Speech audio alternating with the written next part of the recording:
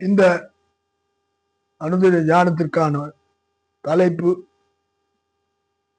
Know the love of Christ.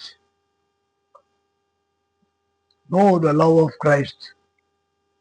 தேவனுடைய அன்பை நாம் எப்படி அறிந்து கொள்ள முடியும்? அங்கே எபேசியருக்கு எழுதின நிருபம் 3ஆம் அதிகாரம்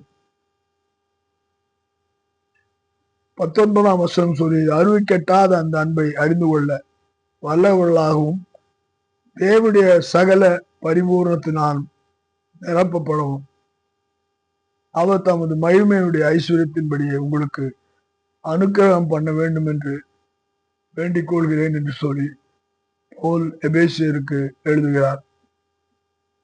ஏனென்றால் அங்கே நாம் பார்க்கும்போது 18ஆம் வசனத்திலே ரட்சிக்கப்பட்ட ஜனங்கள் விசுவாசத்தினாலே இயேசு கிறிஸ்துவை அவர்கள் ஏற்றுக்கொள்ளும் போது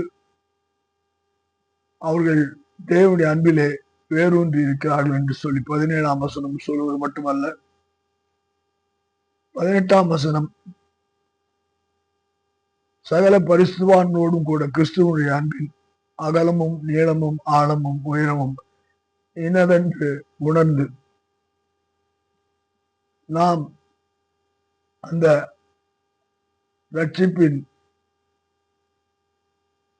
அந்த வழியிலே நடக்க நம்ம ஒப்புக் கொடுக்கும் போது தேவனுடைய அன்பு நமக்குள்ளாய் வெளிப்படுகிறது.